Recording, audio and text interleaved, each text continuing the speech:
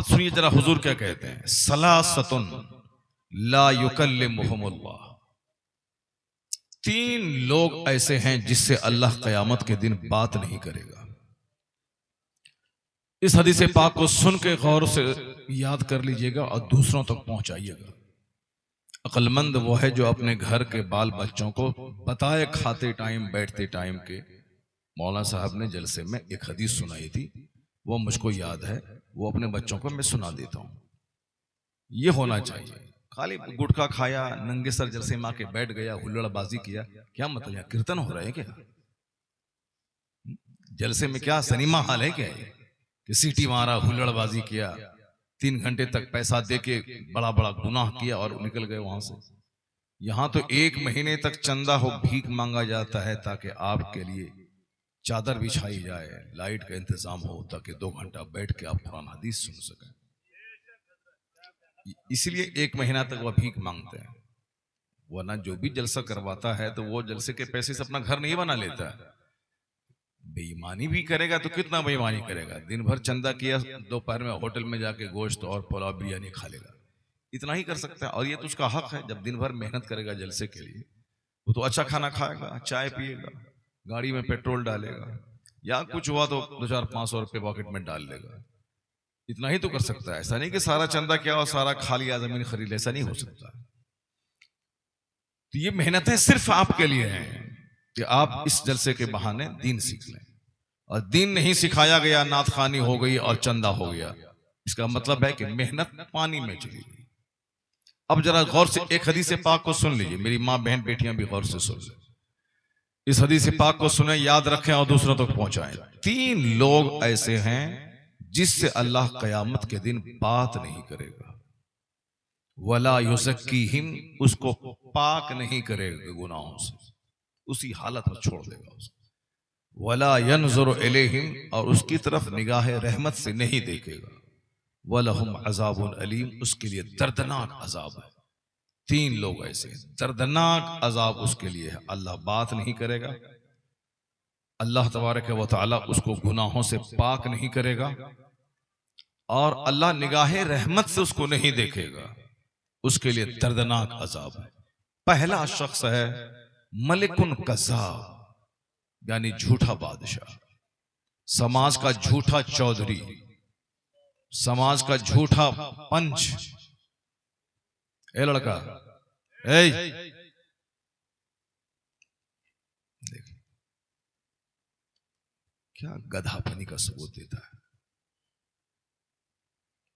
गैर मुस्लिमों के यहाँ छोटे छोटे बच्चे राम कथा सुन रहे हैं और रो रहे हैं, और हमारे बच्चे गोंडा, लुच्चा, लफंगा, चोर और डकैत हो रहे हैं।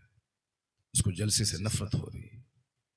हमारे बच्चे अपनी जिंदगी संवारने की कोई बात नहीं सीखते हैं कि मैं अपनी जिंदगी में चेंजिंग कैसे लाऊं, मैं एक अच्छा इंसान कैसे बनूं। ये तस्वुर ही खत्म हो गया। अब ये एक बिगड़ी हुई कौम जिसको बर्बाद और तबाह होना है, ये उसकी पहचान है। बूढ़े लोग तो बीमार हैं, बच्चे लोग तो पेशाब पखाना करते हैं। असल क्रीम टीम है नौजवानों की। इसी को अपने माँ बाप का नाम रोशन करना है, इसी नौजवानों को अपने समाज का नाम रोशन करना, इसी जवानी में कमा के मालदार बनना है, इसी जवानी में एक अच्छा इंसान बनना है। मरने के बाद जहां का एक दिन 50,000 साल के बराबर है, वहां की तैयारी करनी है। इसी जवानी में पढ़ाई लिखाई, नौकरी, मुलाजमत, तिजारत, बिजनेस, सब कुछ इसी जवानी में करना है। बुढ़ापे में बंदा नहीं कर पाएगा। बुढ़ापे में तो मस्जिद में सजदा भी नहीं कर पाएगा, चूंकि घर से मस्जिद निकलेगा उसको पेशाब को खतरा लुंगी में टपक जाएगा, रोता हुआ घर वापस आ जाएगा, सीना फूलने लगेगा, वो मस्जिद जा नहीं पाएगा, रास्ते में 5 जगह बैठ जाएगा। क्या इबादत करेगा? सजदे में सर झुकाएगा, पीछे से हवा निकल जाएगी उसकी, क्योंकि उसका लीवर कमजोर हो जाता है बचपन बुढ़ापे में। जैसे बचपन में बच्चे का पेशाब निकल जाता है कपड़े में, गैर इरादी तौर पर, यानी बगैर प्लान के पेशाब हो जाता है, उसी तरह बुढ़ापे में भी ऐसा हो जाता है।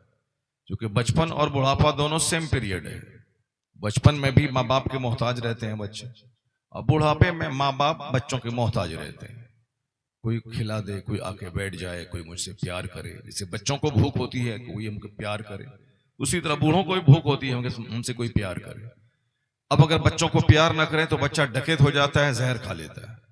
उसी तरह माँ बाप अगर बूढ़े हो जाएं, उसको प्यार नहीं दें तो वो भी जहर खा लेते हैं। ये दोनों पीरियड है प्यार दिए जाने का। बच्चों को खूब पेशानी चूमें, सीने से लगाएं, उससे बातें करें, उससे खेलें। अगर आप मौलाना हैं, मुफ्ती हैं, कुछ भी हैं, मगर अपने छोटे छोटे बच्चों के साथ आप खेलें ताकि वो आपको अपना हमदर्द और शफीक समझे, उसका सीना चौड़ा हो जाए, उसके दिमाग की गिरहें खुल जाएं, उसकी जबान की लुकनत दूर हो जाए, वो अपनी सारी बातें आपसे शेयर कर रहे हैं। वरना अगर बच्चे को डरा के बुज़दिल बना दिए, वो शर्मिला लजीला हो जाएगा। जब शर्माएगा तो वो कुछ नहीं पूछेगा। उसको गुड़ दे दें कि गोबर दे दें, सब बराबर है। वो नहीं बोलेगा कि गुड़ क्यों दिए, गोबर क्यों दिए। वो नहीं बोलेगा हम ऐसा क्यों आपने कह दिया।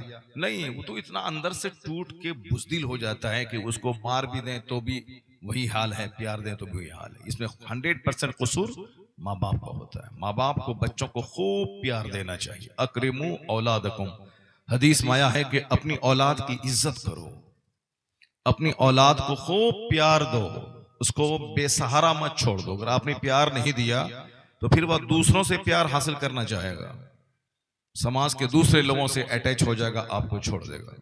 और जब वो बड़ा हो जाएगा तो फिर वो आपको अपना दुश्मन समझेगा, और जितनी दुश्मनी आपने बचपन में उससे की है वह सारी दुश्मनी का बदला वो आपसे चुकाएगा। अभी वो कमजोर है तो आपकी डांट सह लेता है, लेकिन जिस दिन वो जवान होगा और आप कमजोर हुए तो फिर वो आप एक बार डांटे हैं तो 50 बार आपको डांटेगा। और अगर आपने 50 बार अपने बच्चों को प्यार किया है तो ऐसा कभी नहीं होगा कि वो बच्चा आपको प्यार नहीं दे। माँ बाप को देखकर बच्चों में अखलाक बुलंद होता है। माँ बाप से ही बच्चे सब कुछ सीखते हैं। इसलिए औरतों का पढ़ी लिखी होना बहुत जरूरी इसीलिए है कि चूंकि बच्चा माँ के पेट में 9 महीना रहता है, बाप के पेट में नहीं रहता है। बाप का दूध नहीं पीता है 2 साल तक, बाप के सीने से चिपक के बाप का दूध नहीं पीता है, वो माँ का दूध पीता है। इसे 2 साल तक जिस सीने से बच्चा चिपका हुआ रहेगा उस सीने का स्ट्रांग होना जरूरी, उस सीने का मजबूत होना जरूरी। इसलिए बाप के मुकाबले में माँ का नेक होना, सिविलाइज्ड होना, अच्छी जबान का जानकार होना ये जरूरी है। क्योंकि बच्चा माँ की जबान सीखता है, बाप की जबान नहीं सीखता है। बाप तो घर आया, दिन भर दुकान में बैठा रहा, रात में थक मर के आया, थोड़ा सा बच्चों से प्यार किया, खाया, सो गया, सुबह उठा, मुंह हाथ धोया, कारोबार पे चला गया। उसको बच्चों से बात करने का मौका कहाँ है? उस बेजबान बच्चे से बाप कैसे बात करेगा? बात माँ करती है। एक दिन का बच्चा आज पैदा हुआ है और आज ही माँ उससे बात करना शुरू कर देती है और क्या कहती है? मेरा लाल है, मेरा सूरज है, मेरा चांद है, इनके अबू गए बाहर गए हैं, आ रहे हैं। अब उसी दिन से बात शुरू कर रहा। अब बातें क्या हैं? वो सारी बातें यहाँ स्टोर में जमा होती हैं। जैसे ऊंट रेगिस्तान में चलता है तो वो 5 दिन का पानी एक बार स्टोर कर लेता है पेट में।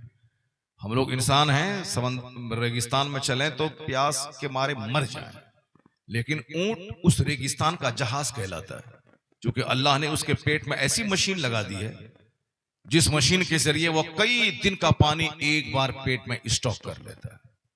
इसलिए अजूबा जानवर है ये ऊंट। और उस ऊंट का चर्चा कुरान में आया है कि अफला यंजुरूना इलल इबिली कैफ खुलिकत, क्या तुम देखते नहीं कि ऊंट कैसे पैदा हुआ? अजूबा जानवर। इंसान मर जाए रेगिस्तान में और ये दौड़े, जहाज की तरह दौड़े। इंसान को पानी नहीं मिले 2 घंटा तो ये मर जाए। ऊंट 5 दिन का पानी स्टॉक कर लिया, अब जहां भी तालाब मिलेगा दूसरी बार वहां से पानी स्टॉक करेंगे। अभी ये 5 दिन के लिए वही पानी जो पेट में है उसके लिए काफी है। तो ये बच्चा माँ की जबान को स्टोर कर लेता है, उसके स्टोर रूम में सारी बातें जमा है। माँ की जबान अगर नफीस है, शुस्ता है, शाइस्ता है, माँ की जबान अगर बिल्कुल पढ़ी लिखी जबान है, वो गोल मोल घटर बटर नहीं करती है। अजान हो रहा है तो रोटी पक रहा है तो दाल फीका है, नहीं, बल्कि माँ अगर पढ़ी लिखी है, उसकी जबान अच्छी है, तो बच्चा को किसी मकतब में पढ़ाने की जरूरत नहीं है। सारी बातें माँ की वह यहां स्टोर रखता है, और जब 11-12 महीने के बाद उसकी जबान खुलती है तो फिर उसी स्टोर रूम से वो सारी बातें बच्चे की जबान पे आ जाती। इसलिए साइकोलॉजिकल एक तरीका है कि फिलोसफर ने कहा है कि अगर औरतें ज्यादा बात नहीं करें तो दुनिया के सारे बच्चे गूंगे पैदा हो जाते। ये औरतों को अल्लाह ने ज्यादा बात करने की क्वालिटी दी। औरतें बकबक करती हैं, शौहर से बकबक करती हैं। इसमें एक पॉजिटिव पहलू ये छुपा हुआ है, ये ज्यादा बोलती हैं इसीलिए बच्चों को बोलना सिखा देती हैं। फिलोसफर ने क्या कहा कि सारे बच्चे गूंगे होते अगर मां इससे बात नहीं करती। ये मां है जो बोल बोल कर बच्चों को बोलना सिखा देती। तो अब जैसी मां की बोली होगी वही बोली बच्चे की होगी। मां अगर बोल रही है कि खामोश हो जाओ अजान हो रही है, तो उनका बच्चा कभी नहीं बोलेगा कि खामोश रहो अजान हो रहा है, कभी नहीं बोलेगा। कैट मने बिल्ली है, कैट के मने कुत्ता कभी नहीं हो सकता है। डॉग मने कुत्ता है तो डॉग का माने बिल्ली कभी नहीं हो सकता है। इसलिए बच्चा मां से जो कुछ सीख लिया वही उसकी जबान पे जारी हो जाता है। इसलिए मां का पढ़ी लिखी होना जरूरी है। और आज हम जैसा जोकर बाप उसकी जबान नहीं देखते हैं, उसका गाल देखते हैं। गाल कैसा है, गाल में गोश्त है कि नहीं है, लाल है कि नहीं, क्या बदतमीजी है। सबको मालूम है कि खूबसूरत औरत 90% उसके बहकने का चांस होता है। 90% खूबसूरत औरतों के बहकने का चांस होता है। आप रहें सऊदी अरब में, आपकी बीवी सब पड़ोस के आदमी से अपना इश्क कर रही है, पैसा आपका है, बिस्तर वो दूसरों से गरमा रही है। ये 100% नहीं तो कम से कम 90%। ये बात तो बिल्कुल सही है। जिस इलाके के लोग सऊदी अरब में रहते हैं उस इलाके में इस तरह की कहानियां ऐसी आती हैं सामने, आप नहीं जानते हैं, मगर अखबारात की जबान में इस तरह की खबरें इस तरह आती हैं कि लोगों का अब शादी से यकीन विश्वास खत्म हो गया। क्यों? कलवा है, काला कलोटा है, ये भी चाहता है कि मेरी बीवी गोरी नारी हो। अपना चेहरा आईने में नहीं देखता है कि मैं काला हूं, मेरी बीवी मुझको कैसे लाइक करेगी। नहीं, ये चाहता है कि मेरी बीवी करीना की तरह हो। खूबसूरती कोई चीज नहीं है। हदीस माया है ला तज़व्वजुहुन्ना लिहुस्निहिन्ना, सिर्फ खूबसूरती देख के शादी मत करना, वरना खूबसूरत औरत से ऐसे मनाजिर तुम देखेगा कि तुमको जहर खा के मरना पड़ेगा। एक गैरतमंद शौहर अगर बाहर से घर आया और देख लिया कि उसकी बीवी उनके छोटे भाई से चिपकी हुई है, तो वो जिंदा रहेगा तो मर जाएगा, जहर खा के मर जाएगा। हाँ, अगर खुद भी गंदा है और खुद भी खबीस मरदूद है, वो कहेगा कि तुमको जो है तुम करो, हमको जो है हम करते हैं, हम दूसरों से ज़िना करते हैं, तुम दूसरों से ज़िना करवाओ, तो फिर उस खबीस मर्द की कोई हैसियत नहीं है। लेकिन जिसका दिल जिंदा है वो कभी इस मंजर को बर्दाश्त नहीं कर पाएगा। पहले जमाने में हल जोतने वाला चरवाहा जब अपनी बीवी को दूसरों से बात करता हुआ देखता था, वो फौरी तलाक दे देता था। इसलिए पहले जमाने में खवातीन किसी अजनबी मर्दों से बात नहीं करती थी, क्योंकि उनको डर था कि मेरा शौहर मुझको तलाक दे देगा।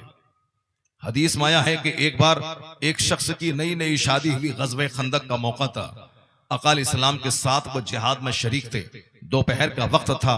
हुजूर से पूछ करके वो अपने घर आए दोपहर के वक्त में कि चूंकि शादी नई नई हुई थी, हुजूर ने कहा कि जाओ, और जंग एक लंबी चल रही थी, हुजूर ने कहा कि जाओ। अलबत्ता इतना कहा कि हाथ में लाठी ले लेना। गैबदान नबी ने क्या कहा? हाथ में लाठी ले लेना। वो शख्स हाथ में रास्ते में लाठी ले लिया। जब घर पहुंचा तो देखा कि उसकी बीवी दरवाजे पे खड़ी है, उसकी बीवी दरवाजे पे खड़ी है। तो अब ये लाठी उठाया कि उसका सर फाड़ दे, उसको मार दे। घर से बाहर बीवी, क्यों? ऐसा कभी नहीं हो सकता है। यही है गैरत। औरत का काम ये नहीं है कि वो मटक मटक के शहर में चल के नौजवानों को ज़िना की दावत देती रहे। औरतों का काम ये नहीं कि बिलोज पहनकर आधा जिस्म दिखा करके मर्दों को ज़िनाकार और हिजड़ा बना दे। आज मर्द जो औरतों की तस्कीन का जरिया है, आज मर्द नामर्द हो रहे हैं। इसलिए नामर्द हो रहे हैं कि चूंकि इनकी निगाहें बहक रही हैं, इनकी निगाहों में गर्मी करने के सामान चारों तरफ है, चारों तरफ औरतें हैं जो बेलोज पहन रही हैं, मेरी निगाहें उसके जिस्म को देख रही हैं। देखते देखते एक मर्द नामर्द हो जाता है। जब मर्द बीवी के लायक नहीं रहेगा तो वो अपनी ख्वाहिश पूरी करने के लिए नौकर के साथ तो ज़िना करेगी। जब मर्द अपनी बीवी को सेटिस्फाइड नहीं करेगा, ये गुटखा खा खा करके हिजड़ा हो जाएगा, बीवी के पास जाने से पहले ही या डिस्चार्ज हो जाएगा, तो उसकी बीवी नौकर से तो ज़िना करेगी। क्योंकि जब तुम मर्द नहीं है, जब तुम अपनी बीवी को सेटिस्फाइड नहीं कर सकता है, तो वो अपनी ख्वाहिश की तकमील के लिए दूसरे मर्दों का सहारा लेगी। इसलिए मैं कभी कभी कहता हूं कि अगर समाज को ज़िना से रोकना है तो उसके रोकने के लिए मर्द का जबरदस्त ताकतवर होना जरूरी है। और इसको हदीस में भी कहा गया, अल मोमिनुल क़विय्यु खैरु व अहब्बु इलल्लाहि तआला मिनल मोमिनि ज़ईफ़। ताकतवर मोमिन अल्लाह के नजदीक बनिस्बत कमजोर मोमिन के ज्यादा पसंदीदा है। अल्लाह को ज्यादा पसंद है ताकतवर मोमिन, ताकतवर मोमिन। इसलिए अगर आप कमजोर हो गए, सिगरेट पी पी कर, गुटखा खा खा कर, ताड़ी पी पी कर, शराब पी पी कर, अफीम पी कर, चरस और गांजा पी कर अगर आप हिजड़ा हो गए, आप नामर्द हो गए, तो समाज में तो ज़िना होगा, 90% ज़िना होगा, 100% ज़िना होगा। और हदीस में आया है, क़यामत की निशानी है कि जब देखना खूब शराब पी जा रही है, और आजकल देखिए रोटी की फिक्र नहीं है, दूध की फिक्र नहीं है, काजू किशमिश की फिक्र नहीं है कि मैं ताकतवर बनूं, शराब की फिक्र है। गांव देहात में बांस की बाड़ी में एक बंदा शराब लेके बैठा है और छोकरे वहां जमा होकर शराब पी रहे हैं, अफीम पी रहे हैं, ड्रग्स के आदि। पहले जो अमेरिका और यूरोप में बच्चे दवाई खाते थे, वो दवाई खाने की वजह से उसको ऐसी खतरनाक आदत लग जाती थी कि जब तक दवाई ना खाए चैन नहीं मिलता, तो रिश्तेदारों के यहाँ चोरी करते, किसी का टार्च चोरी करता, किसी का कंबल चोरी करता, बेच करके ड्रग्स पीता, कर्ज मांगता बाप के नाम पे, बाप के नाम पे लोग कर्ज दे देते कि इसका बाप अच्छा आदमी था, अब बड़ा आदमी है, बेटा कर्ज ले ले करके सारा ड्रग्स पी रहा, क्योंकि ड्रग्स छोड़ेगा तो मर जाएगा वो, इसलिए ड्रग्स का आदी हुआ, अब पी पी करके मर जाता है। कलकत्ता में एक खरबपति है, खरबपति, अरबपति नहीं, खरबोपति, फैंसी मार्केट है उसके पास है। कलकत्ता में बहुत बड़ा मार्केट है, एक एक दुकान की का किराया 1-1 लाख रुपए, 1.5 लाख रुपए, 50 छोटी सी गुंडी का किराया 50-50 हजार रुपए, यानी बहुत फेमस मार्केट है। वो मार्केट है किसका? एक मुसलमान का। उसका बेटा कभी शराब पी के इस गली में, कभी शराब पी के उस नाली के पीछे, शराब पी के वहां, चूंकि मुफ्त की दौलत मिली है तो अब वो क्या करेगा? अब वो पढ़ के क्या करेगा? पढ़ने में 8-10 घंटे कौन दिमाग जलाएगा? कौन कारोबार सीखेगा? कौन अमेरिका जाके वहां इंजीनियरिंग की पढ़ाई पढ़ेगा? चूंकि दौलतों की फरावानी है। अब सारे बच्चे शराब पी के बिगड़ गए। उससे बेहतर था कि उनका बाप गरीब रहता, रेडी चलाता, ईंट ढोता, उसका बच्चा मेहनत से 10-12 घंटे पढ़ाई करके इंजीनियर बन जाता, प्रोफेसर बनता, बैरिस्टर बनता, लॉयर बनता। और आजकल ऐसा हो रहा है, सब्जी बेचने वाली की बेटी IAS ऑफिसर बन रही है साहब, एक ड्राइवर की बेटी, ऑटो चलाने वाली की बेटी IAS ऑफिसर बन रही है। ऐसा हो रहा है। मेहनत, क्योंकि पढ़ाई के पीछे मेहनत लगती है, और जहां खाने पीने की सहूलत है, एयर कंडीशन घर है, वहां कौन मेहनत करता है? इसलिए गरीबों के घर से ही क्रीम और जीनियस लोग निकलते हैं। मैं कहता हूं कि मालदारी में बच्चे अफीम और चरस के आदी हो जाते हैं, और आजकल यही उल्टा हो गया है कि मालदार के बच्चों को DM बनने का जुनून चढ़ गया है। मैं पढ़ूंगा, मैं कंफर्ट जोन से बाहर निकलूंगा, मुझको IAS ऑफिसर बनाओ। गरीबों का बच्चा जिसको मेहनत करके अपनी हालत सुधारनी थी, ये 24 घंटे में अफीम लिए घूम रहा है, चरस लिए घूम रहा है, शराब लिए घूम रहा है, ताड़ी लिए घूम रहा है, नहीं कुछ तो रजनीगंधा लिए घूम रहा है। दिन भर ईंट ढोना है, 500 रुपए कमाना है, 200 रुपए घर में, 300 रुपए का साहब वो अफीम और चरस पी लिया है। इसलिए ये अफसोस की बात है कि जिसको मेहनत करके अपने माँ बाप खानदान की हालत को अपलिफ्टमेंट, ऊंचाई की तरफ ले जाना था, इंतहाई दर्जे का घटिया काम करके समाज की आबरू, माँ बाप की आबरू को मिट्टी में मिलाने का काम कर रहा है। जरा गौर से मेरी बात सुनिए, ज़िना को बढ़ाने में मर्द की नामर्दी, कमजोरी का बहुत बड़ा हाथ है। इसलिए ज़िना को रोकने के लिए हर मर्द को ताकतवर होना पड़ेगा, और मर्द को ताकतवर होने के लिए सिगरेट, गुटखा, बीड़ी छोड़ना होगा। मर्द को ताकतवर होने के लिए शराब, ताड़ी, अफीम, चरस छोड़ना होगा।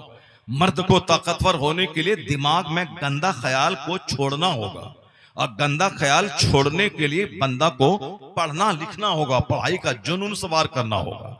मुझको पढ़ना है, 90% नंबर लाना है। जो आदमी हमेशा किताब पढ़ेगा, फिजिक्स पढ़ेगा, केमिस्ट्री पढ़ेगा, बायोलॉजी पढ़ेगा, हिंदी पढ़ेगा, उर्दू पढ़ेगा, ज्योग्राफी पढ़ेगा, जीएस पढ़ेगा, जीके पढ़ेगा, उसको फुर्सत कहाँ है कि वो दिमाग में गंदी गंदी बातें लाएगा? उसको फुर्सत कहाँ है कि किसी से प्यार मोहब्बत के नाम पे सारी जिंदगी बर्बाद करने का ख्याल आएगा? इसलिए अपनी औरतों को काम दीजिए। काम अगर नहीं दिए तो फिर वो दूसरों की तरफ मुंह देखेगी। काम ये दीजिए कि सुबह उठो तो सूरह यासीन पढ़ो, सूरह यासीन पढ़ो, सूरह बकरा पढ़ो, सूरह आले इमरान पढ़ो, 1 घंटे तक कुरान पढ़ते रहो, 1 घंटे तक बहारे शरीयत पढ़ते रहो, 1 घंटे तक 1000 बार दरूद पढ़ती रहो। घर का सारा काम अपने हाथ से करो, झाड़ू लगाओ, पोछा लगाओ, किचन में खाना तुम खुद से बनाओ। उसके बाद दोपहर में जोहर की नमाज पढ़ने के बाद थोड़ा सो जाओ, फिर उसके बाद उठो तो फिर पढ़ाई में लग जाओ, अपने बच्चों को पढ़ाने में लग जाओ। ट्यूटर रखने की कोई जरूरत नहीं, अपने बच्चों को खुद से पढ़ाओ, उर्दू पढ़ाओ, उर्दू राइटिंग उसको इमला करवाओ। असर से मगरिब के बीच में अपने ही घर में टहल टहल करके 1000 बार दरूद पढ़ लो। इस मगरिब के बाद खाना वगैरह बनाओ, उसके बाद खाना बनाने ही में सारा टाइम बर्बाद मत कर दो। बिल्कुल सिंपल खाना इस्तेमाल किया करें आप। खाने में हमेशा गोश्त और मछली को आपने दखल दिया तो फिर लीवर आपका डैमेज हो जाएगा। हमेशा हरी सब्जी को दाखिल करें, और एक सब्जी, एक दस्तरखान पर डबल सब्जी कभी जमा ना होने पाए। मेहमान आए तो डबल ट्रिपल आप जमा कर दें मेहमान के लिए। अपने खाने के लिए डबल सब्जियां नहीं लाएं, अपने खाने के लिए सिर्फ दस्तरखान पे एक सालन रहे। दाल है तो सब्जी नहीं रहे, सब्जी है तो दाल नहीं रहे। अगर दाल है तो कोई दूसरी दाल है तो फिर क्या है कि दूसरी तरकारी ना रहे। एक तरकारी है तो उसके दूसरी तरकारी ना रहे, सिर्फ एक सालन तरकारी पे रहे, एक सालन दस्तरखान पे रहे। बुजुर्गान दीन साहबे कराम का दस्तरखान सिर्फ एक सालन एक तरकारी उस पे रहती थी, डबल नहीं। क्योंकि उनका सारा दिमाग इस्लाम की तबलीग में लगा हुआ था। कैसे इस्लाम फैलेगा, कैसे कुफ्र मिटेगा, कैसे ईरान फतह होगा, कैसे हिंदुस्तान फतह होगा, कैसे अफ्रीका फतह होगा, कैसे समंदर पे जाकर के अफ्रीका जाएंगे, वहां कैसे इस्लाम फैलाएंगे। तो उस दिमाग में तो 24 घंटे इस्लाम की तबलीग का नशा था।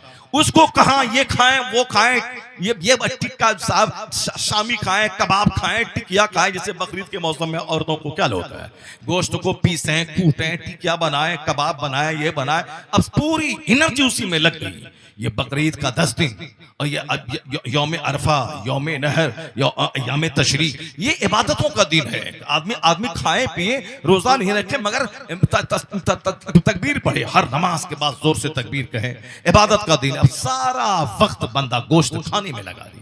गोश्त खा, ये गोश्त तैयार कर रही है, मर्द गोश्त खा रहे हैं, पेट खराब हो रहा है, लूज मोशन हो रहा है, खट्टी डकारें आ रही हैं, फिर साहब गैस की दवाइयां खा रहे हैं। ये वक्त था इबादत करने का। हाजियों के हज को याद करके हरमैन में आज वो कंकड़ी मार रहे हैं, आज बिना में क़याम कर रहे हैं। आज कंकड़ी मारने का 3रा दिन है, आज तवाफ़े वेदा का दिन है, अब हुज्जाजे किराम के लौटने का दिन है। इस दिन में रोजा रखना हराम है। क्यों? वो दिन है खाने पीने और अल्लाह की इबादत करने का, जिक्र अज़कार करने का, दरूद करने का, कुर्बानियों को याद करने का। बस दिमाग में सिर्फ खाना बसा हुआ है। जिसका प्लान बड़ा होगा कि मुझको पढ़ना है, IAS अफसर बनना है, इस्लाम की तबलीग करनी है, मुझको बड़ा खतीब बनना है, मुझको बड़ा मुदर्रिस बनना है, तो वो नहीं देखेगा कि मैं चूना खा रहा हूं कि दही खा रहा हूं। वह चूना और दही में फर्क नहीं पैदा करेगा। महबूब इलाही निजामुद्दीन औलिया देहलवी की वालिदा अपने बेटे को आलिम फाजिल बनने के बाद जंगल भेज देती थी, जाओ वहां इबादत करो और ख्वाहिशात को मिटाओ। 15 दिन के बाद आते थे तो उनको दही खाने देते थे, और दही खाने देती थी और पूछती थी कि बेटा क्या खा रहे हो। निजामुद्दीन देहलवी कहते थे कि अम्मी दही खा रहा हूं। कहा बेटा अभी काम बाकी है और जंगल में जाओ। वो जंगल चले जाते, फिर वहां से 10 दिन के बाद आते, अम्मी फिर उनको दही देती, चूना देती खाने के लिए। तो वो कहते, और अम्मी पूछती कि बेटा क्या खा रहे हो, चूंकि दही और चूना दोनों देखने में एक जैसा लगता है। तो महबूब इलाही कहते थे कि अम्मी चूना है ये चूना। कहा बेटा और जंगल में जाओ, अभी बहुत काम बाकी है तुम्हारा, वहां खूब जाओ, खूब इबादत करो। जब वहां से आते जाते कहने लगे, दही को कभी कहते थे चूना है, चूना को कह देते कि दही है, तब मां कहने लगे ए बेटा अब तेरा काम हो गया, जब तक ये जबान का चटखारा है, वो ख्वाहिश बाकी है कि ये दही है, ये चूना है, ये नमकीन है, ये मिठास है, तब तक समझ लो ख्वाहिश जिंदा है। बहुत बड़ा वली नहीं बन पाओगे। बड़ा वली बनने के लिए ख्वाहिश को मिटाना होगा, जबान की लज्जतों को दबाना होगा। बेटा निजामुद्दीन, अब तेरा काम हो गया। जब तुमने चूना को दही कह दिया और दही समझ के खा लिया, तो अब बेटा तेरा काम हो गया। इतना बड़ा काम हुआ कि चपरासी से लेके बादशाह तक तहज्जुद पढ़ाने वाला निजामुद्दीन महबूब इलाही बन गया। वलियों की जमात का सरखेल और सरदार बन गया। माँ का इंपॉर्टेंट रोल रहा अपने बच्चों की ख्वाहिश, अपने बच्चे की ख्वाहिशात मारने, उसके दिल को साफ करने, उसके दिल और दिमाग में अल्लाह की इबादत का जुनून बसाने में माँ का बहुत बड़ा रोल है, बहुत बड़ा हाथ। अगर चाहते कि औरत की आबरू महफूज रहे, उसको काम थमा दीजिए। शैतान को अगर आपने काम नहीं दिया तो शैतान आपको खा जाएगा। आप सुने ही होंगे पहले एक बार कि जिस तरह के एक पीर साहब से मुरीद ने कहा कि हमको जिन्नात को मेरे बस में कर दीजिए। कहा जिन्नात को बस में कर दोगे, कर लोगे तो फिर इस जिन्नात को काम नहीं दे पाओगे। कहा नहीं, मेरे पास बहुत काम है, मैं इतना काम है कि मैं थका दूंगा जिन्नात को, जिन्नात भाग जाएगा। फिर अब जिन्नात को उन्होंने एक मौकिल उसको दे दिया कि ठीक है लो। अब वो जिन्नात को बोला कि लाओ वहां से धान चावल लाओ। जिन्नात को बोला ठीक है, धान चावल हाजिर है, बोलो अब क्या करें। फिर बोला अब साहब ईंट लाओ, ईंट ले आया। अब बताओ क्या काम है। कहा बैंक से पैसा लाओ, पैसा ले आया। बोला अब बताओ क्या काम है। कहा वहां से घोड़ा और ऊंट लाओ, घोड़ा ऊंट ले आया। जिन्नात को क्या है, वो जिन्नात तो अभी यहाँ है, 1 मिनट में दिल्ली पहुंच जाएगा। वो बैंक चला जाएगा, बैंक से तिजोरी से पैसा ले आएगा। सब कुछ उसके पास हो गया, मकान, घोड़ा, हाथी, ये वो सब कुछ। बोला अब काम बताओ। अब ये परेशान हो गया, अब क्या काम बताएं उसको। फिर वो पीर साहब के पास गया, ये तो काम मेरा सारा पूरा हो गया, अब हम कैसे बताएं। पीर साहब बोला मैंने तुझको मना किया था कि तुम उसको अब काम बताओ उसको। कहा हुजूर अब कोई काम नहीं, सब काम हो गया, घर, मकान, गाड़ी, छकड़ा, ऊंट, घोड़ा, हाथी, बैल सब हो गया, अब कौन सा काम बताएं उसको। घर में चावल, दाल, आटा सब मौजूद है, कौन सा काम बताऊं। कहा हुजूर माम को खा जाएगा। वो बोलता है कि काम बताओ वरना मैं तुझको खा जाऊंगा। अब पीर साहब बोला कि जाओ उसको एक कुत्ता का दुम लेके जाओ और उसको कह दो कि इस दुम को सीधा करो। अब वो सीधा करता था, फिर दुम टेढ़ी हो जाए, फिर सीधा करता था, फिर दुम टेढ़ी हो जाए। जब थक गया सीधा करते करते तो जिन्नात बोला मेरा दिया हुआ सारा सामान तुम रखो, अब मुझको छुट्टी दे दो। तो अब छुट्टी पाके वो जिन्नात गया। अब इसको फुर्सत मिल गई। ये आप सुने होंगे कभी ये लतीफा, क्या मतलब, शैतान को काम चाहिए। उसी औरतें कमजोर हैं, इसको काम चाहिए। बच्चा कमजोर है, इसको काम चाहिए। बच्चा जब 1 से लेके 10 साल तक रहे, उसको प्यार दीजिए, उसको खूब अब खिलाइए, और 10 से लेके 20 साल के बीच में खूब इसको काम करवाइए। इतना काम करवाए कि जिस्म की हड्डी इसकी टूट जाए, रग रग इसकी पिघल जाए, इतना काम करवाए। ये वक्त है काम लेने का, ये वक्त है गुलाम की तरह अपने बच्चों को खटाने का। उसको कभी भी कंफर्ट जोन में नहीं रखें। इस बच्चे को स्कूल नहीं जाए तो 2-4 तमाचा उसको मारे, 2-4 साहब कमची उसको मारे। नमाज पढ़ने मस्जिद नहीं जाए जोहर असर मगरिब में, उसको जबरदस्त सजा दें। काम करें, बाजार जाओ, सब्जी लाओ, स्कूल जाओ, ट्यूशन जाओ। यानी ये 10 से लेके 20, अगर ये पीरियड बच्चों को आपने काम में लगा के उससे काम लिया, फिर उसके बाद सारी जिंदगी आपका बच्चा हमेशा आराम करता रहेगा। अब वो कंफर्ट जोन में जाएगा, अब वो ऐश के बिस्तर पे रहेगा। चूंकि 10 साल जो मेहनतें करके उन्होंने डिग्रियां हासिल की हैं, नौकरी हासिल की हैं, अब 20 साल के बाद आराम का वक्त आता है। ये 10 साल जिसने अब घूमने फिरने में गुजार दिया, खाने पीने में गुजार दिया, उसको तो 90 साल तक, जब तक उसकी जिंदगी है, तरसना पड़ेगा, दूसरों से भीख मांगना पड़ेगा, चोरी और डकैती करनी पड़ेगी। और जब बच्चा 20 साल का हो जाए, जवान, तो अब उसको आप अपना पार्टनर बना लें, यानी अपने दोस्त की तरह उससे शेयर करें, उससे बातें करें, उससे गुफ्तगू करें, उससे मशवरा लें। ये इस्लाम सिखाता है, और यही पैगाम आज अमेरिका का फिलोसोफर देता है, यही पैगाम हिंदुस्तान का साइकोलॉजिस्ट देता है, यही पैगाम चाइना और जापान के बुद्धिजीवी देते हैं। इसे मैं कहता हूं, एक कौम मुस्लिम, क्या चीज तुम्हारे पास नहीं है? मोहम्मद अरबी जैसा रहनुमा अल्लाह ने तुझको अता फरमाया, जिनसे बड़ा रिफॉर्मर, जिनसे बड़ा मुस्लिह, जिनसे बड़ा मुअल्लिम दुनिया में कोई ना पैदा हुआ, न कयामत तक पैदा होगा। जो अमेरिका और यूरोप और चाइना के दानिश्वर बच्चों की तरबियत के ताल्लुक से जो पैगाम आज दे रहे हैं, यही पैगाम मोहम्मद अरबी अलैहिस्सलाम ने 1400 साल पहले अता फरमाया है। इसलिए दुनिया का कोई दानिश्वर मुस्तफा से बड़ा नहीं है। आला हजरत की जबान में कोई फिलोसफर बड़ा नहीं, कोई थिंकर बड़ा नहीं, कोई लायर बड़ा नहीं। सबसे आला व औला हमारा नबी, सबसे बाला व वाला हमारा नबी। अपने नबी को पढ़ेंगे तब न पता चलेगा कि आज का वैज्ञानिक क्या कहता है, मेरे हुजूर क्या कहते हैं।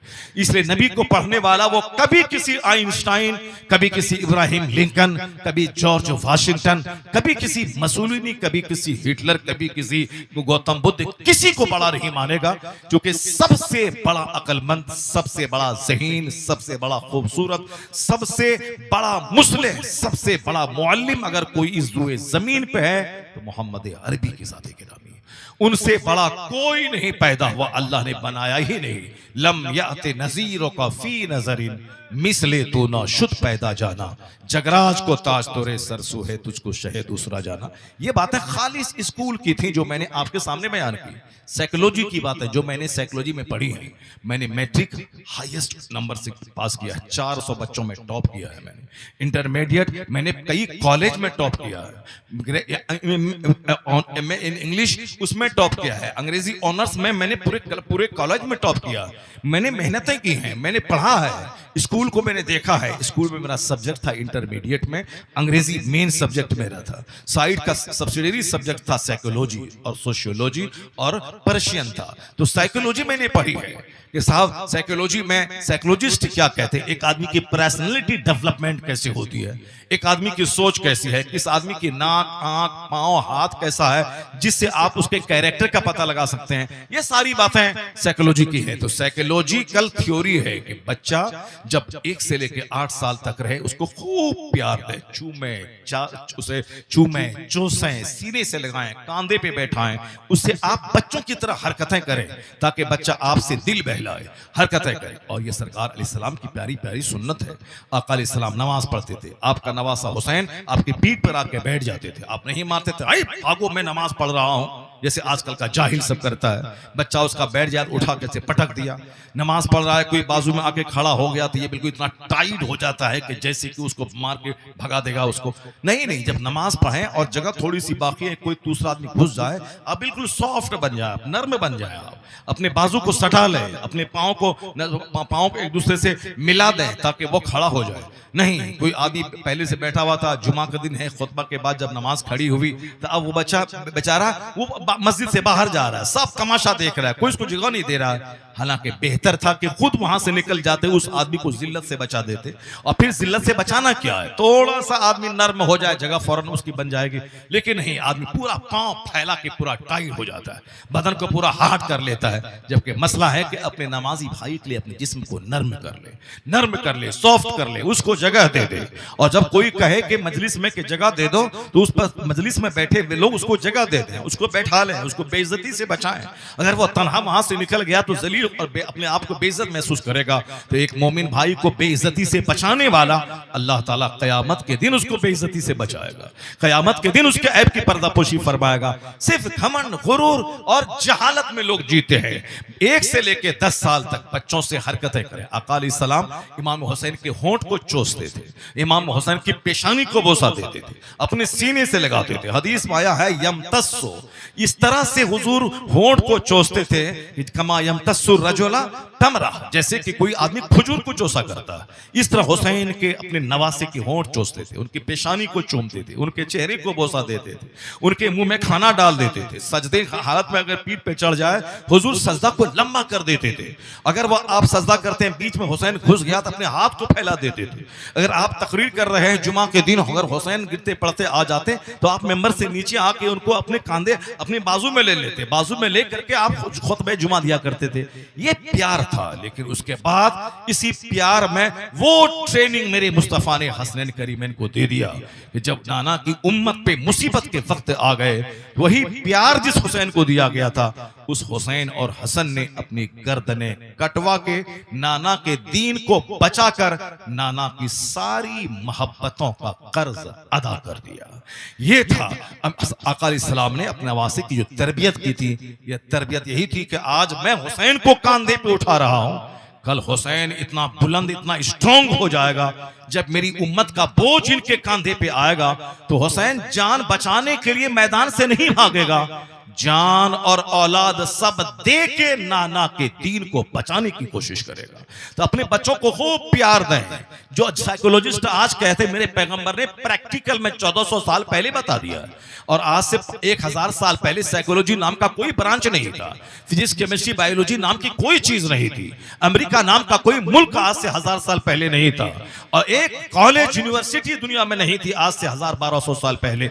लेकिन आज जितनी बातें यूनिवर्सिटीज और कॉलेज में सिखाई जाती हैं और जितनी अच्छाइयां हैं वो सारी अच्छाइयां मुस्तफा जाने रहमत से ली गई, आका अलैहिस्सलाम से ली गई। मैं ये बात इसलिए अपने बच्चों से कह रहा हूं कि मेरा बच्चा चूंकि तकरीर सुनता नहीं है, इसलिए वो फिजिक्स केमिस्ट्री पढ़ा, तो अब फिजिक्स केमिस्ट्री में जिन जिन लोगों की थ्योरी पढ़ता है उसी को महान समझ बैठता है। लेकिन जब वो कुरान हदीस पढ़े तब ना वो जाने कि जिसको वह फिजिक्स केमिस्ट्री में फिजिक्स केमिस्ट्री के एक्सपर्ट को महान समझता है, वही बात हदीस में सराहतन लिखी हुई है, जिसको हुजूर ने उस जमाने में दुनिया के सामने रखी है, जिस जमाने में न फिजिक्स का नाम था, न केमिस्ट्री और न बायोलॉजी का नाम था। उस वक्त आप वही बोलेंगे जो यूरोप का एक दानिश्वर बोला था, I can not find any other man in history like Muhammad. मैं पूरे मानव इतिहास में मुस्तफा का जवाब नहीं पाता हूं, क्योंकि जो बातें उन्होंने कह दी हैं 1400 साल पहले, वही बातें आज दुनिया के दानिश्वर 10 साल तक दिमाग जला जला कर उस बात को आज वो दुनिया के सामने रखते हैं, जो बातें मुस्तफा ने 1400 साल पहले दुनिया के सामने रख दी हैं। सिर्फ आज जरूरत है अपने पैगंबर को पढ़ने की, अपने पैगंबर के फरमान इरशादात को पढ़ने की, अपने उलमा कराम को सुनने की। आलिम अगर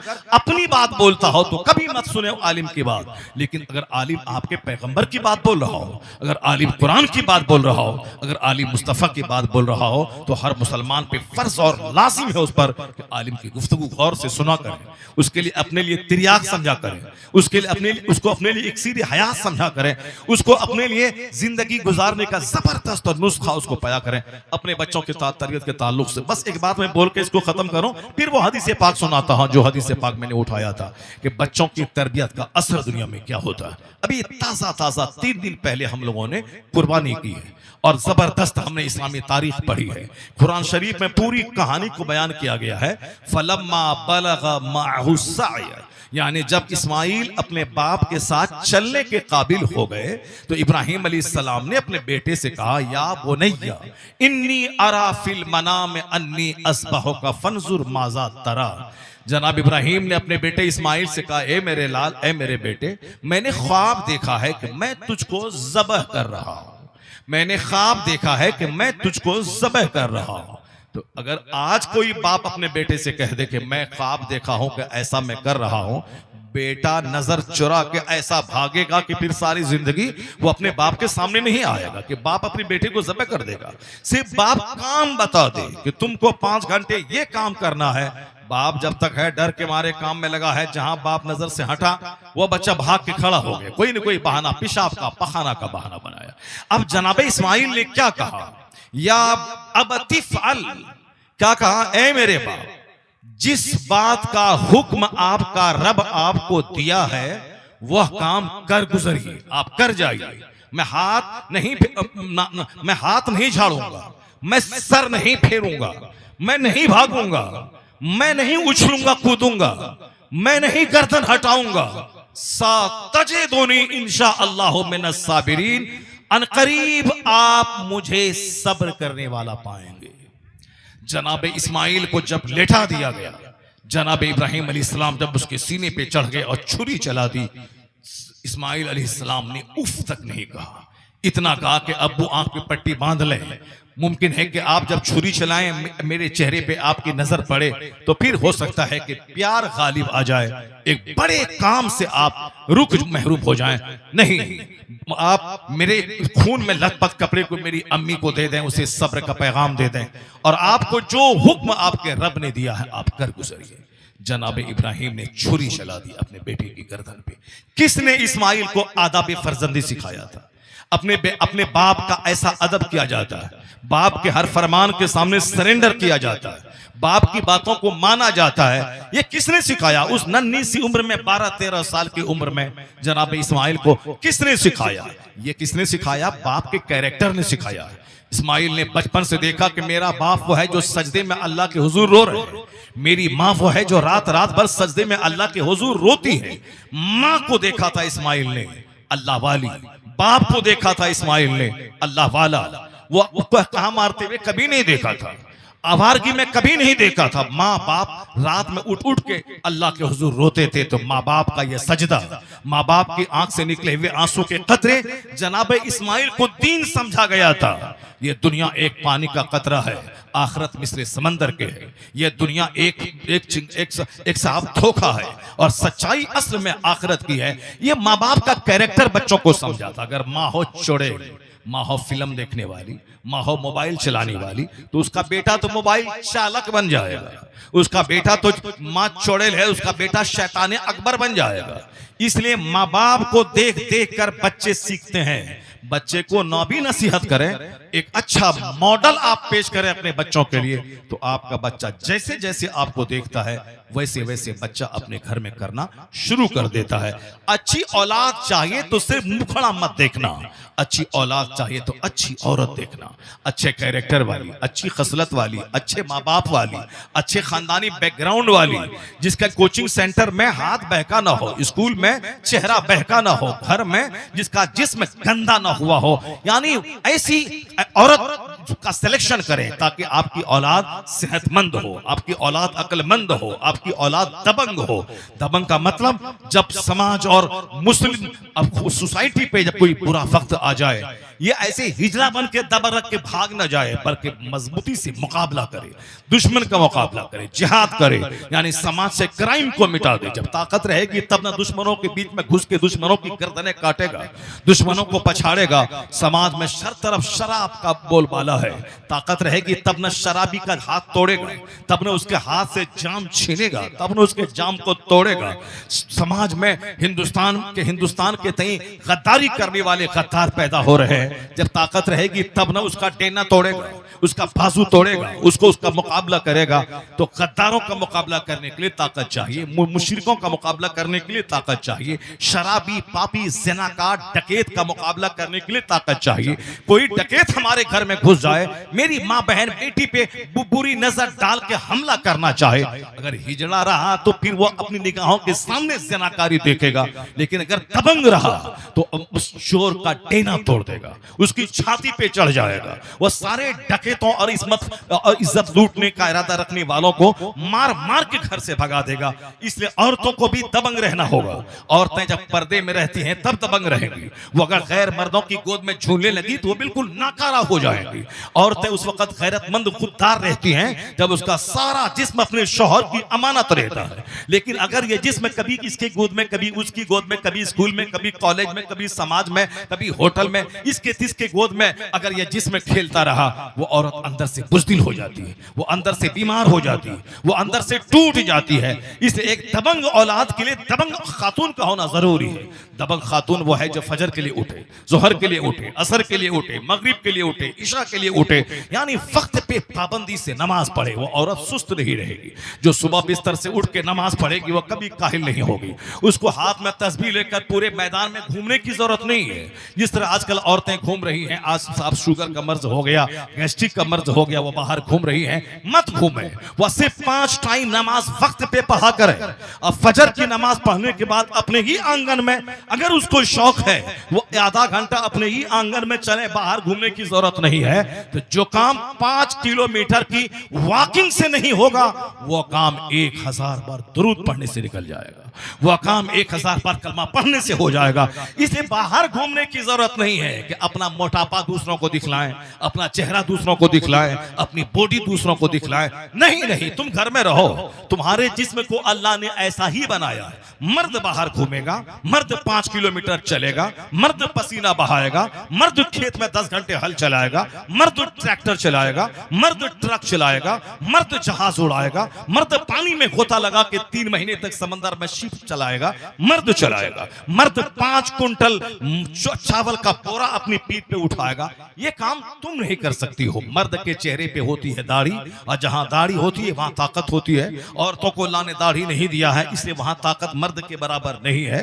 2 औरतें एक मर्द के बराबर होती हैं, और फिर मर्द को अल्लाह ने ताकत दी है, क्योंकि मोछ से ताकत वाबस्ता है, दाढ़ी से ताकत वाबस्ता है। अगर मर्द भी अगर मोछ मूंढने लगे और दाढ़ी मूंढने लगे तो धीरे धीरे ये भी औरतों की तरह हो जाएंगे, क्योंकि औरतों की खसरत इसमें आ जाएगी। जो ताकत दाढ़ी से मिलती है उस दाढ़ी को मूंढेंगे तो 2, 4, 5, 10 साल के बाद, 5 नस्ल के बाद इनकी नस्ल में नामर्द लोग पैदा होने लगेंगे, क्योंकि मर्दानगी से दाढ़ी का रिश्ता बड़ा मजबूत है। मैं इशारे इशारे में बहुत काम की बातें आप तक पहुंचा रहा हूं।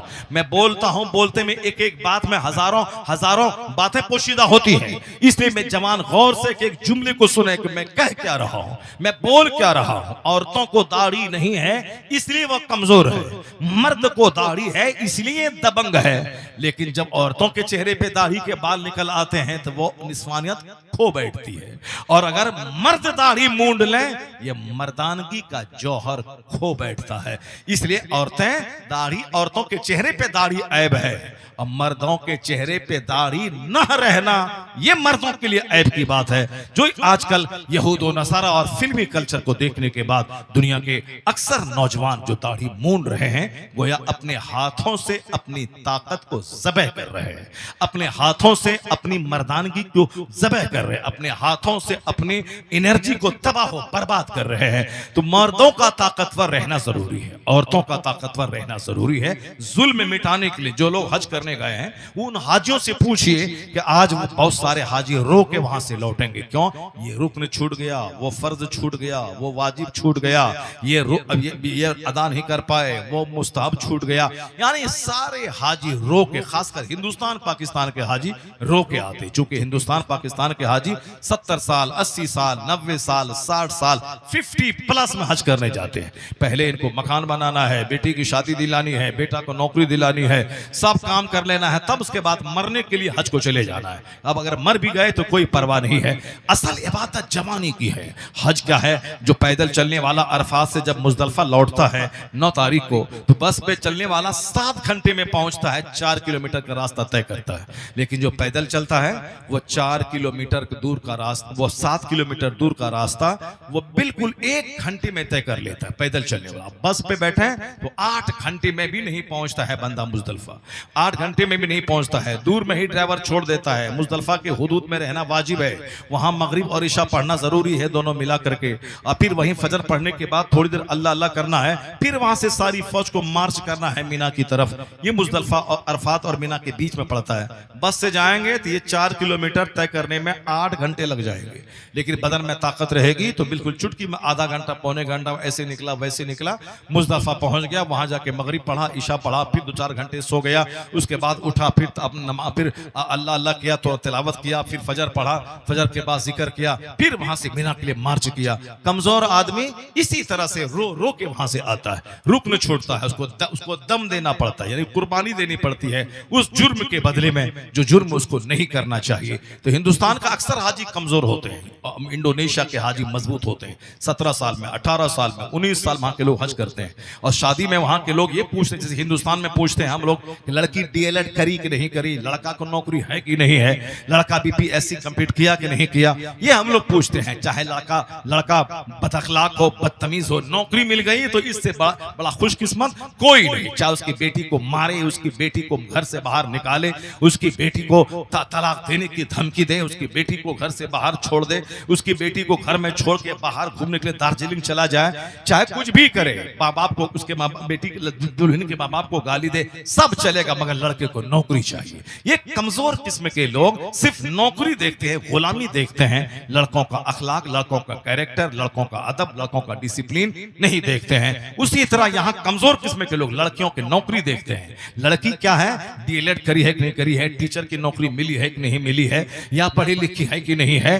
कौन पढ़ी लिखी, वो चाहे उसको सुभान रब्बिल आला ना कहना आए, दरूद ताज ना आए, सना सुभानक अल्लाहुम्मा ना कहना ना आए, अत्तहियात ना आए, दरूद इब्राहिमी ना आए, अलबत्ता वो मैट्रिक करी है कि नहीं करी, इंटर करिए कि नहीं करिए, कल जाके 10 बीघा जमीन बेच करके उसको नौकरी दिला दें और फिर वहां से पैसा कमाती रहे, मेरा घर आराम से चलता रहे। नौकरी वाली दुल्हन चाहिए।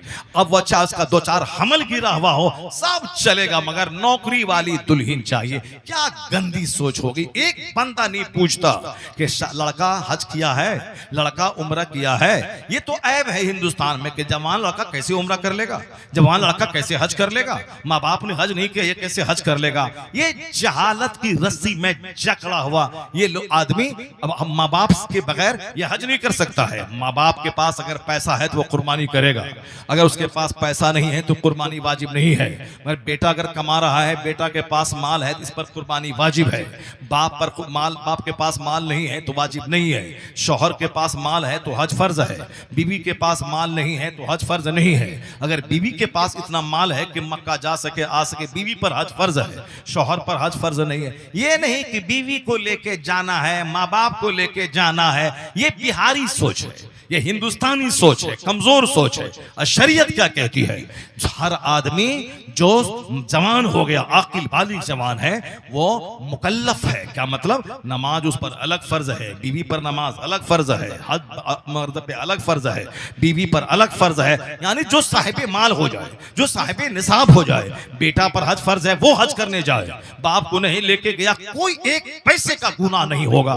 मगर ये जाहिल समाज उस हज करने वाले बेटे जिस पर हज फर्ज हो गया उसको ताना देता है। क्या ताना देता है कि बाप को नहीं करवाया, अपना कर लिया। यानी सीने में जो हसद की आग लगी है कि मैं नहीं गया, ये क्यों चला गया, उस आग को बुझाने के लिए उनके माँ बाप का नाम लेता है। उनके माँ बाप से कोई हमदर्दी नहीं है इस बदतमीज को, क्योंकि माँ बाप से क्या हमदर्दी उसको होगी, माँ बाप से हमदर्दी उसके बेटे को होगी कि इस बदतमीज को होगी। ये बदतमीज माँ बाप का नाम इसीलिए ले रहा है क्योंकि इसको पच नहीं रहा है कि ये मेरे समाज का मेरा साथी ये हज करने कैसे चला गया। उसको मतली आ रही, उसको उल्टी आ रही, उसी उल्टी की भड़ास निकालने के लिए वो माँ बाप का नाम ले रहा है। शरीयत का कानून है कि माँ को अलग मरना है, कब्र में हिसाब देना है, बीवी को अलग मरना है, शौहर को अलग मरना है, माँ बाप को अलग मरना है। अगर शौहर पे कुर्बानी वाजिब नहीं है, बीवी के पास 1 लाख रुपए का जेवर है तो हर साल औरत पे कुर्बानी वाजिब है।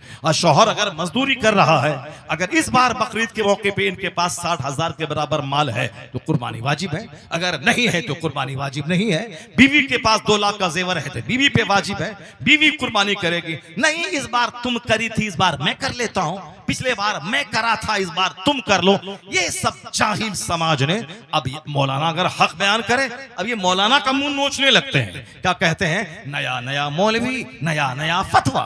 तुमने सीखा कब है, तुमने जाना कब है। ये मौलवी 20 साल मदरसे में पढ़ा है, ये मौलवी कुरान हदीस पढ़ा है, और तुम तो सारी जिंदगी हल चलाए हो, तुम तो सारी जिंदगी नफरतों में जी हो, तुम तो सारी जिंदगी दूसरों से चिढ़ कर जलन करके हसद करके तुमने अपना सीना, अपना चेहरा सब काला तुमने बना लिया है। तुमको क्या मालूम है कि हदीस में क्या है, कुरान में क्या है, शरीयत क्या कहती है। इसे मन नहीं चलेगा, बल्कि मुसलमान होने के नाते यह लाजिमी है कि जब कोई बात इस खोपड़ी में नहीं आए, यह पूछे कि कुरान क्या बोलता है, हदीस क्या बोलती है, शरीयत क्या कहती है। अगर पता चले कि मेरी सोच शरीयत की सोच से अलग है, शरीयत कुछ कह रही है, मैं जो सोचता हूं यह सही नहीं है, शरीयत से यह सोच मेल नहीं खाती है, तो मोमिन होने का तकाजा है कि फौरी सरेंडर करके सरे तस्लीम झुका दे और कहे आमन्ना सद्दकना, मैंने ईमान लाया, मैंने तस्दीक की,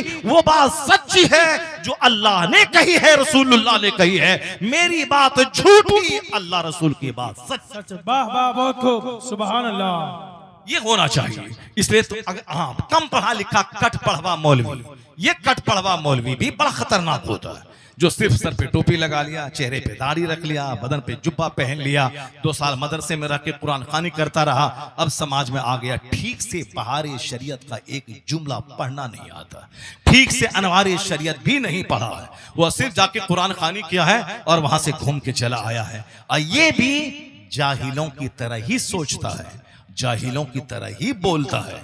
जाहिल जो बोलते हैं, हाँ माँ बाप हज नहीं किया, बेटा कर लिया, ये जाहिल मौलवी भी वही बातें करता है।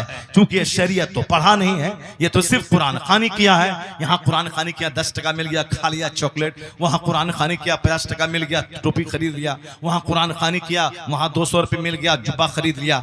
बाप माँ तो जाहिल है, बेचारा मजदूरी कर रहा है। मालदारों का बच्चा मदरसे में पढ़ता कहाँ है? इल्ला माशाल्लाह 2 4 10 पढ़ते होंगे, बाकी यहाँ 90% तो मजदूरों के बच्चे स्कूल में मदरसे में पढ़ते हैं। मजदूरों के बच्चे। अब कोई मौलवी है, 10 बच्चा को ले गया, चला गया उसके साथ में। अब वहाँ बच्चा क्या पढ़ रहा है, नहीं पढ़ रहा है, कोई मतलब नहीं है। वो कुरान खानी कर रहा है कि क्या कर रहा है। अब वहाँ 10 साल के बाद आया, बस थोड़ी सी तकरीर शुरू कर दी, उसके बाद बिल्कुल जाहिलों की तरह उसे मार देंगे, उसे काट देंगे। वो बहुत समाज का बड़ा आदमी बनता है, वो हमारे माँ बाप को कुछ नहीं समझा है, अब हम उससे बदला लेंगे। क्या जाहिल की तरह बातें करता है, बदला लेंगे बदला लेंगे। तुम पढ़ लिख के आया है तो अब अपना अखलाक पेश कर, ताकि सारे मालदार तेरे अखलाक को देखकर अपना सर झुका लें कि फला गरीब का बेटा इतना पढ़ा लिखा है, इतना इल्म रखता है। तो अगरचे जमींदार का बेटा बैरिस्टर बन के अमेरिका से आया हो, वह नीचे नमाज पढ़ेगा, और मजदूर का बेटा अगर बरेली शरीफ से पढ़ के आलिम बन के आया हो, मेंबर पे जुमा के दिन वो चढ़ेगा,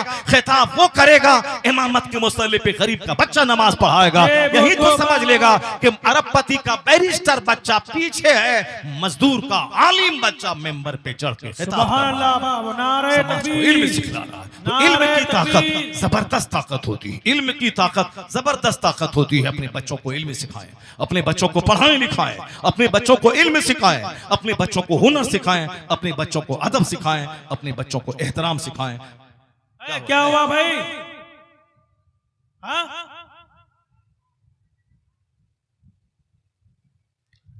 अल्लाह तबारक व तआला हमको और आपको सबों को दीन सीखने और क्या दीन हो गया? पर अमल करने की तौफीक अता फरमाए। आमीन व आखिरु दाअवाना अनिल हम्दुलिल्लाहि रब्बिल आलमीन। अस्सलामु अलैकुम व रहमतुल्लाहि व बरकातुहू।